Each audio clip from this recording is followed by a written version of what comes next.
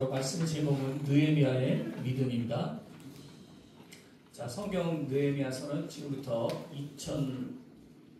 2450년 전의 역사라고 할 수가 있습니다. 느헤미야는 이스라엘의 포로 2세입니다. 당시 바사의 아닥사스다 왕의 신임을 받는 술 맡은 관원장이라는 대단히 높은 직분을 가진 사람이라고 할 수가 있습니다. 아닥사스다 왕은 누구입니까? 여러분 잘 아는 에스더 아시죠? 예, 에스더 남편이 아하스웨로 왕입니다. 그 왕의 아들이라고 할 수가 있습니다. 아닥사스다 왕 제20년 기슬월이라고 합니다. 기슬월 익숙하진 않은데요. 12월쯤입니다. 그러니까 이때쯤 어느 날 느헤미야의 동생 하나니와 몇 사람이 예루살렘에서 돌아옵니다. 느헤미야는 예루살렘이 어떠냐라고 안부를 물어보는데 백성이 큰 환난을 당하고 능력을 당하고 성벽은 훼손되고 또 성물들은 다 불타 없어졌다고 참담한 소식을 전합니다. 이 일에 대해서 느헤미야는 굉장히 슬퍼하고 또 기도하는 장면이 시작이 됩니다.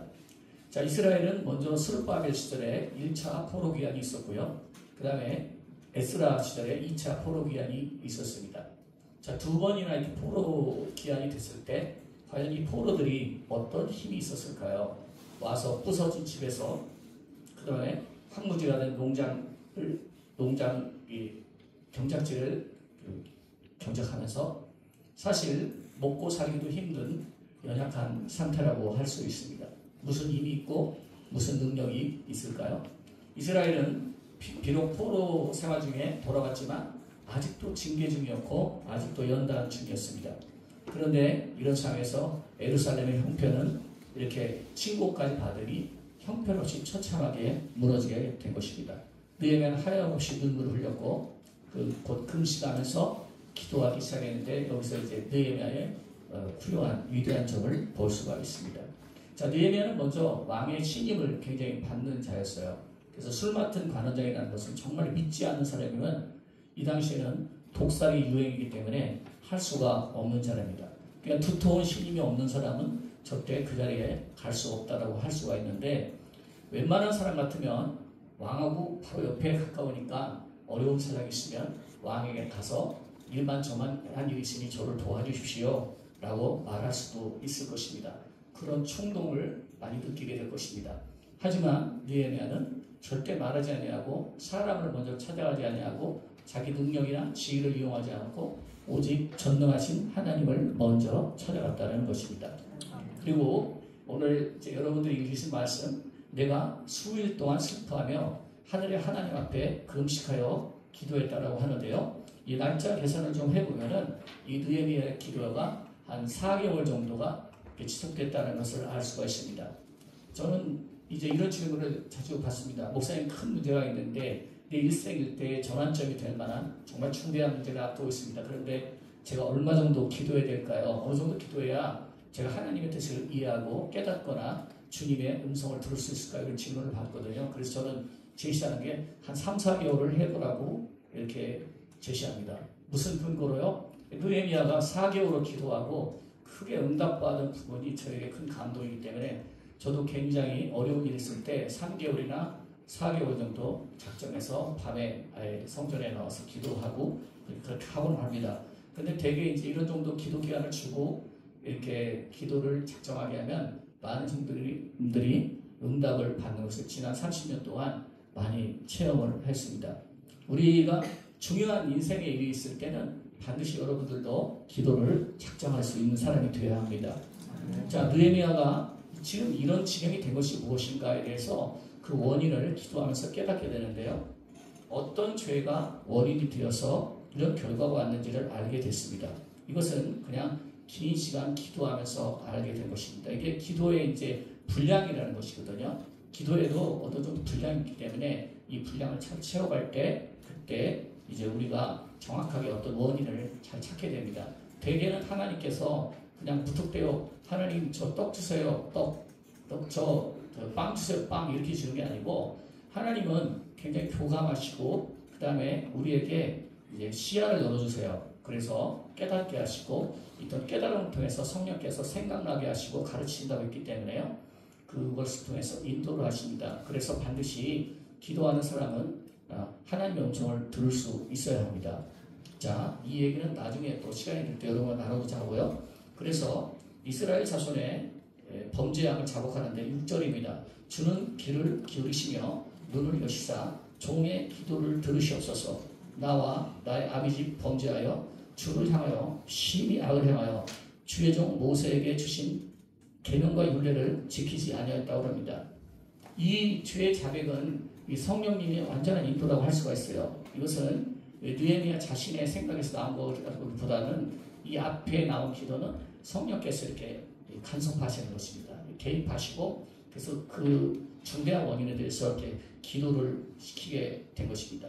근데 이 기도를 통해서 그 다음에는 굉장히 놀라운 일들이 발생하는데요. 왕의 마음이 열렸고 왕이 이제 군대 호위병도 보내주고 그 다음에 필요한 재료들까지 이렇게 제공해주는 놀라운 하나님의 공급이 이루어지게 되는 것입니다.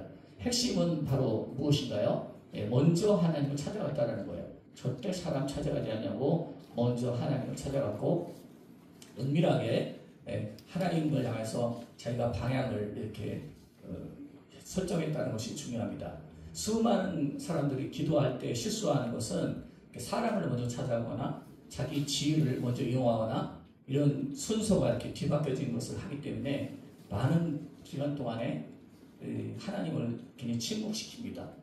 그래서 하나님께서 되게 이런 것들을 교정하기 전까지 되게 하나님의 음성을 잘 들려주지 않는 경우가 많고 또 하나님께서 오랜 침묵을 하는 경우가 많습니다. 여러분 저는 기도 생활하면서 제일 고통스러운 게 하나님이 침묵하실 때예요. 그때는 막 뼈가 마르는 것 같고요. 그 다음에 이게 너무너무 고통스러워요. 그래서 이 하나님의 침묵이라는 것이 저한테 얼마나 큰 연단이고 그 다음에 큰 징계라는 것이 굉장히 무겁습니다. 그래서 어떻게 하면 하나님이 침묵하지 않으셔야 되는가 이렇게 고민했던 시간도 많았는데 그것은 먼저 순서예요.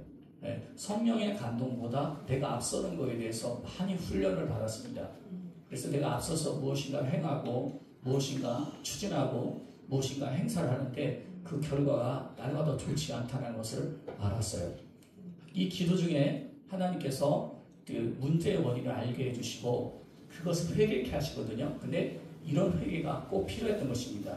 하나님 저 성벽을 회복하려고 하는데 도와주세요. 그래서 가라 이게 아니고 무엇인가 거기 가는 도움을 주시기까지 하나님께서 반드시 회개해야 될 사람이 필요했던 것입니다.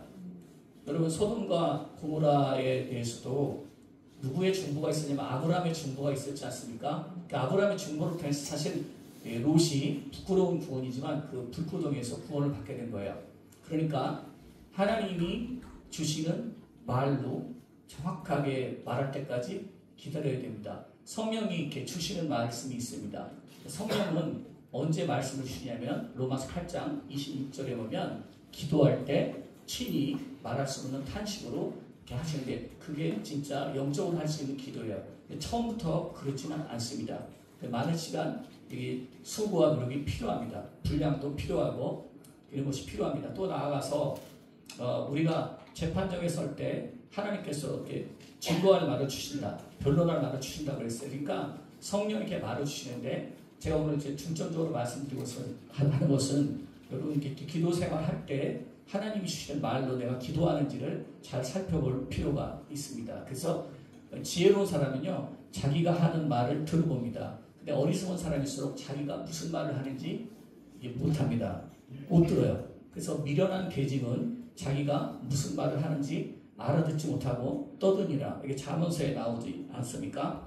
그러므로 오늘 우리 믿음의 선친들이 어떤 과정을 통해서 기도하는지를 알아야 됩니다.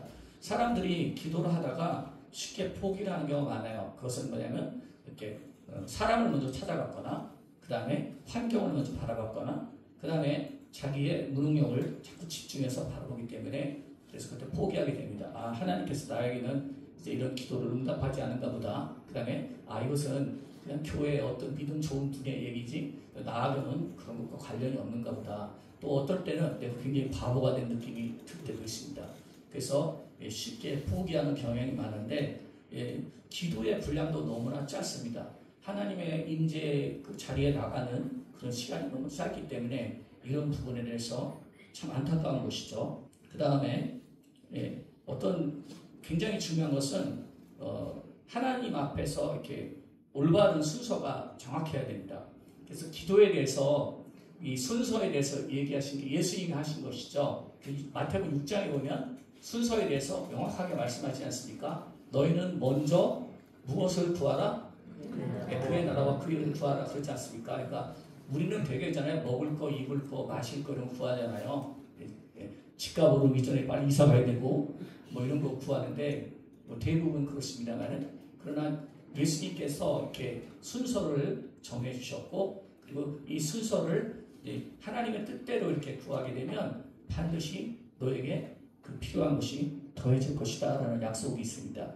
여러분 이런 비밀을 꼭 붙잡고 가길 바랍니다. 느헤미야는 얼마나 정확한 하나님의 질서와 순서를 따랐는지 모릅니다. 4개월 동안을 간절히 기도했고 오직 하늘의 하나님께 은밀하게 향했기 때문에 이게 올바른 순서예요. 그것은 뭐냐면 먼저 너 누구로 찾아갔니? 라는 것에 대답을 해봐야 됩니다. 먼저 하나님을 찾아갔기 때문에 하나님 기뻐하시는 거예요. 근데 하나님도요 이렇게 지식과 감정과 인격을 가지신 분이기 때문에 사람 찾아갈 때 마음이 상하신답니다. 그것을 알고 있어야 돼요. 그래서 오랫동안 하나님께서 침묵하시고 그 어떤 기간 동안에는 아무리 신령한 사람이라 해도 하나님의 음성을 잘 듣지 못합니다. 자, 4개월간 기도했는데 한번 느헤미야가 자기 지위와 왕과의 두터운 신임을 사용해서 먼저 얘기를 하다 보면 잘못하면 목이 날아갈 수 있어요. 너 지금 뭐 하는 거야? 너 지금 독립운동 하는 거냐? 그럴 수 있는 상황입니다. 그런데 느헤미야가 하나님을 찾아갔기 때문에 이런 모든 것들이 왕의 눈에 가려지게 된 것이고 또 그 다음에 이 당시 왕은 굉장히 권세가 대단한 권세이기도 했지만 위협받는 자리가 되기 때문에 다 그런 거에 대해서 경계하고 여차하면 반역이나 살인 그냥 바로 처형을 해버리기 때문에 이 기도의 사람은 하나님의 순서와 때를 정말 중요하게 생각해야 합니다. 여러분 정말 훈련되고 연단받기까지 우리가 성령의 감동 없이는 절대 나는 하지 않을 거야 라고 결심을 할 때까지는 정말 많은 사람들이 이 고난을 당하고 또 부진한 일을 겪게 되기도 합니다. 이 순서를 역행하여 하나님이 침묵하시는 기간이 길게 되는데 우리는 성령이 바람이 불 때 또 성령이 확실하게 감동을 주실 때 그때까지 기다리는 인내가 필요한데요. 이 느헤미야는 4개월간 기도하면서 스스로 말하지 아니하고 때를 기다렸는데 마침 왕과 왕후가에게 술을 따르는 시간이 됐는데 도대체 너 무슨 일이냐? 왕이 먼저 이렇게 말을 했어요. 그러니까 그걸 보고 나서 느헤미야는 뭘 느꼈을까요? 드디어 때가 됐구나라는 것을 알게 되었고 그때 충분한 기도의 바탕에 그 때를 따라서 얘기했기 때문에 왕의 마음이 열렸습니다. 자, 느헤미야가 기도한 기간은 몇 개월? 4개월인데 역사를 일으키라는 52일 만에 신속하게 이루어졌어요. 여러분 우리가 사람의 그 진행을 순서를 먼저 할 때는 사실 4개월이라도 안 되는 경우가 많습니다. 근데 정확한 순서에서 하나님의 인도를 받으니까 기도 기간은 길었고 일하는 시간은 짧았다는 거예요. 이게 놀라운 일이라고 할 수가 있습니다. 여러분 우리는 급한 마음을 멈추고 꼭 점검해야 될 것이 있어요. 그것은 이제 우리 하나님께 나아갔을 때 먼저 제가 두 가지만 말씀을 드리면 시간이 더 마음이 될 것 같습니다. 첫째는 하나님께서 내게 주시기를 원하시는 게 있어요. 하나님께서 내게 주시기를 원하시는데 그거에 대해서 내가 구하지 않고 또 그거에 대해서 내가 질문하지 않기 때문에 하나님을 또 오래 침묵시키게 할 수 있습니다. 왜냐하면 그게 미성 속에서 오는 일이기 때문입니다. 그래서 하나님께서 나에게 그냥 먼저 주시기를 원하시는 게 있어요. 그거를 먼저 해야 합니다. 그래서 내가 먼저 급한 마음으로 어떤 일에 뛰어들거나 또 그거에 대해서 기도를 급하게 하는데 이것도 장시간 기도하면서 굉장히 내 에너지를 쇠진할 수 있습니다. 그래서 하나님께서 내게 무엇을 먼저 주시기를 원하시는지 이렇게 질문해 봐야 됩니다. 그 다음에 이제 이번에는 반대인데요. 그것은 뭐냐면 내가 먼저 이루어야 될 게 있어요. 하나는 그냥 하나님이 나에게 주셔야 되는데 분명한 것은 내가 기도해야 돼요. 그래서 이렇게 하는 것도 좋은 방법입니다. 기도 생활을 하면서 느끼는 것은 하나님 제게 먼저 주시기를 원하시는 것이 무엇인가요? 이렇게 물어보는 겁니다. 그러니까 이거는 내 마음의 믿음일 수도 있고 어떤 확신에 대한 부족이 있을 때 기도가 필요해요. 그래서 하나님이 원하는 걸 내가 받도록 먼저 기도하는 것이고, 두 번째는 이제 내가 이루어서 딱 정립해야 될 것들이 있습니다. 그래서 그거를 꼭 질문하셔야 돼요. 이 순서가 잘못되고 무조건 내 소원을 앞세우고 내 목적을 앞세우다 보면 굉장히 많은 시간 지치고 공허하고 일이 순리대로 풀리지 않는다는 것입니다. 오늘 느헤미야의 순리를 보면서 우리가 이루어야 될 것이 무엇인가에 대해서 정확하게 하나님께 질문해 보는 게 필요합니다. 여러분, 제가 확신하건대 하나님께서 내게 주시기 원하시는 것에 대해서 질문하기 시작하고, 그 다음에 내가 이루기를 원하시는 것에 대해서 두 가지만 질문한다면 여러분들이 분명히 4개월이죠. 그러니까 이번 학기 안에는 저는 응답받을 것이라는 개인적인 확신입니다만은 갖고 있습니다. 그래서 저 같은 경우는 주님, 내가 무엇을 이루기를 원하십니까? 할 때 되게 이제 하나님께서 제게 말씀해 주신 예를 들을게요. 작정해라 라는 거, 기도를 요청했고, 그 다음에 두 번째 성경도 작정해야 돼요. 성경을 읽기를 원하십니다. 그래서 날마다 성경을 보고 또 그렇지만 하나님이 원하는 것은 굉장히 말씀을 통해서 하나님의 음성을 듣기를 원하는 것이기 때문입니다. 또 나아가서 내가 이룰 일 중에 하나가 있는데요. 용서입니다. 정말 힘들죠. 용서, 화해를 이루는 거, 이런 거 참 힘듭니다. 그 다음에 세 번째, 떼먹은 소원을 철저히 알고 계시더라고요. 그래서 내가 했던 소원에 대해서 갚는 거, 이런 것은 이제 제가 여태껏 기도 생활을 하면서 경험했던 것들입니다. 그래서 내가 이루어야 될 일들이에요. 여러분, 분명히 하나님은 어떤 당신이 정한 질서와 순서를 가지고 있습니다. 그래서 여러분, 하나님께서 이런 부분에 대해서 우리의 눈을 뜨게 한다면 여러분들의 시야가 넓어지고 또 밝은 좋은 일이 여러분의 앞날에 기다릴 것이라고 확신합니다.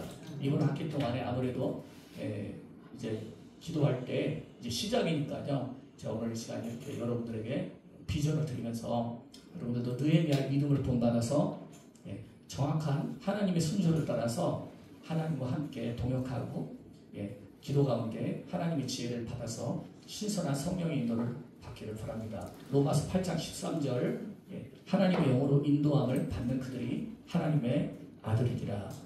이걸 기억하시면서 주님께 나가서 복되는 응답 모두 받으시는 여러분들 되시기를 축원합니다. 함께 기도하였으면 풍성으로 기도하겠습니다. 사랑하시는 하나님,